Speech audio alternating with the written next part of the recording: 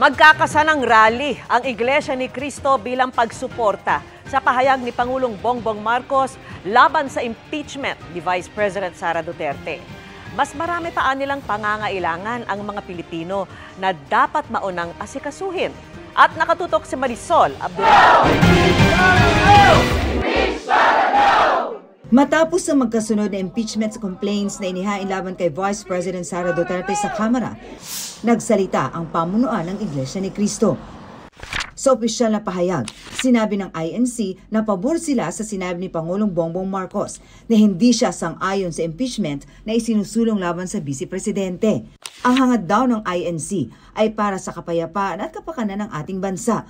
Mas marami pa raw pangangailangan ng ating bansa ang dapat maasikaso at hindi raw ito matatamo kung puro awayan ang laging makikita.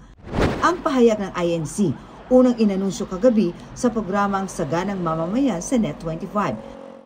Pero dito, kasama sa nabanggit ay ang paghahanda umano ng Iglesia na magsagawa ng rally upang ipahayag ang pagpabor ng INC sa sinabi ni Marcos laban sa impeachment dahil maraming problema ang bansa na dapat unahin ng pamahalaan. Sinusubukan ng GMA Integrated News na linawin yan sa pamunuan ng INC. Pero sabi nila, tanging yung pahayag na ipinadala nila kanina ang kanila munang sasabihin. Sinisikap din naming makuha ang panig ng Malacanang at si Vice President Sara Duterte. Si VP Sara may inilabas namang pahayag ngayong araw para magpasalamat sa lahat ng mga tumulong, sumuporta at nagpaabot ng pagdamay sa OVP nang humarap niya ang kanilang tanggapan sa krisis at kagipitan. Para sa GMA Integrated News, Marisol Abduraman, nakatuto 24 oras. Mga kapuso, binaha ang ilang bahagi ng Northern Luzon dahil sa nagpapatuloy na maulang panahon. Sa Ilagan, Isabela, hindi na matanaw ang tulay matapos matabunan ng baha. Halos walang makaraan dahil sa ragasa at may mga nagbangka para makatawid. Sa Tuguegarao City, nalubog din sa baha ang ilang kalsada dahil sa umapaw na ilog. May mga gumamit din ng bangka. Ang mga ulang nagpabaha sa Cagayan at Isabela, dulot pa rin ng shear line. Tuloy-tuloy rin ang pag-iip ng amihan sa Extreme Northern Luzon. Base sa datos ng Metro Weather, magpapatuloy ang maulang panahon sa Northern Luzon, lalo sa Cagayan Valley at Cordillera. Maging alerto, lalo't ilang araw na po kayong inuulan. Maaaring malambot na ang lupa o hindi na makasipsip ng tubig, kaya posible pa rin ang baha o landslide. May tsansa rin ng ulan sa western portion ng Central Luzon, Bicol Region at Mimaropa. Kalat-kalat pa rin ang ulan sa Visayas at Mindanao, lalo na sa hapon o gabi. Posible naman ang localized thunderstorms sa Metro Manila. Hindi basta-basta at kailangang idaan sa due process ang impeachment laban kay Vice President Sara Duterte, ayon sa ilang eksperto. Pero bukod sa itatagal o panahong ilalaan sa proseso, may epekto rin daw ang mangyayari pagkatapos ng eleksyon sa Mayo dahil bago na rin ang mga uupong kongresista at senador. Nakatutok si Maki Pulido.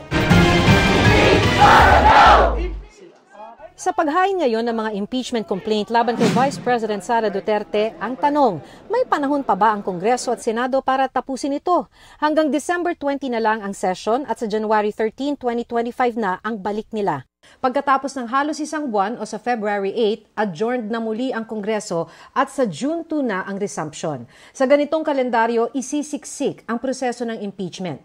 Paliwanag ni Associate Professor Christopher Berce, Dean ng UP-NCPAG, ang mga inihain kasing reklamo sa Kamara, didinggin muna ng House Committee on Justice para tignan kung may sapat na batayan ang impeachment complaint. May maximum 60 days sila para gawin ito.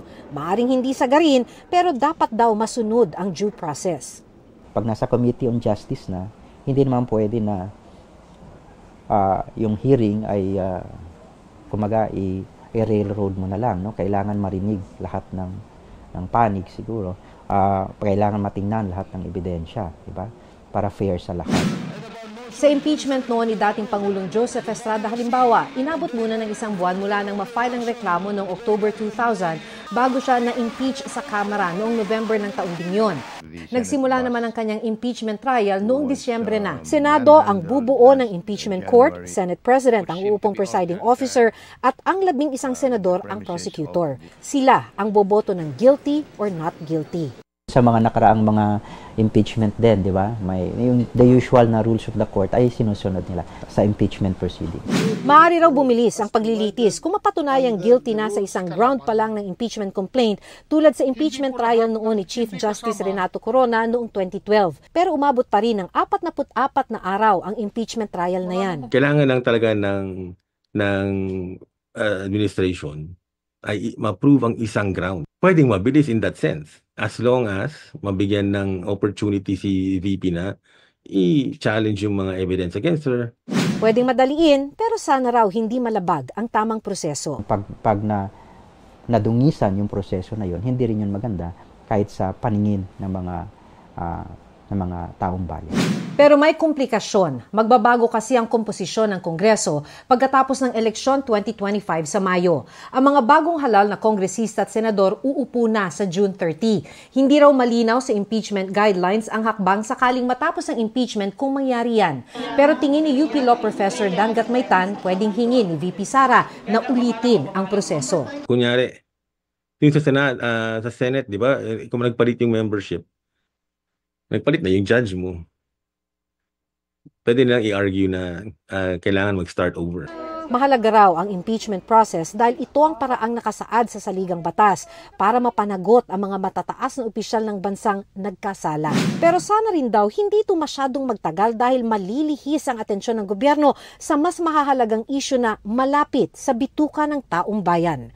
Para sa GMA Integrated News, Maki Pulido, nakatutok 24 oras.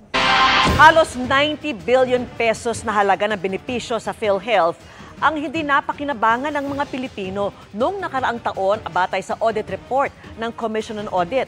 Una pa ng COA, imbes na palawakin ang benefit package, inilagak ng PhilHealth ang pondo sa mga investment. Ang sagot ng PhilHealth sa pagtutok ni Mariz Umali. Pagkukulang daw ng PhilHealth ang dahilan kung bakit kinailangan itong magbalik ng halos 90 billion pesos na hindi nagastos na pondo sa National Treasury nitong Abril. Yan ang ipinunto ng Commission on Audit sa kanilang 2023 audit report sa PhilHealth. Pinuna ng ahensyang naantala at limitado raw na pagpapalawak ng PhilHealth ng mga benepisyo para sa mga beneficiary. Hindi rin daw lubusang ginastos ng PhilHealth ang mga subsidiya nito mula sa gobyerno. Kaya pinabalik ng Department of Finance and National Treasury ang sobrang pondo ng PhilHealth. Ang resulta, napagkaitan daw ang mga miyembro ng sapat at karagdagang benepisyo na galing din naman sa sarili nilang kontribusyon. Nagamit daw sana mga hindi nagastos sa subsidiya mula sa national government para lubusang palawakin ang mga benepisyo, lalo na para sa mga indirect contributor, gaya ng senior citizens, persons with disabilities, marginalized sectors at iba pa. Pumalag dyan ang PhilHealth. Hindi rin naman fair to say that nagpabaya po kami because as you can see, we have been aggressively increasing our benefits and expanding our benefits for the benefit of our people. Kasama raw sa pinalawig ang mga benefit package para sa severe pneumonia, stroke at dialysis. Pinalawig din nila ang coverage para sa kidney transplantation, dengue, COVID at breast cancer benefits. Pero hindi raw ito sapat, sabi ng independent health reform advocate na si Dr. Anthony Leachon. Ang goal ng Universal Healthcare Law ay mabawasan ng out-of-pocket expenditure mo to around 10% lang in the next 10 years. Nakalimang taon na. So kahit naglagay sila ng mga benefit, ang liliit niyan. Dapat they should zero in on the top killer diseases of the country. Yan ay heart attack, cancer, stroke, dialysis, diabetes. Ito ay 80% ng namamatay sa Pilipinas. At ito ay mahigit na 756 billion pesos a year and accounting for about 5% of our GDP. So dapat libre ang angiogram. Ang bypass, maaring malibre na. Yung mga cancer therapy, yung mga PET scan, mga MRI scan.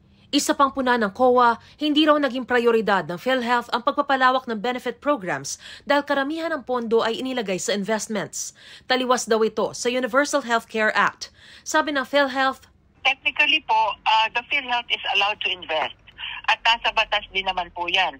That is also part of our fiduciary role. So to make good use of our money.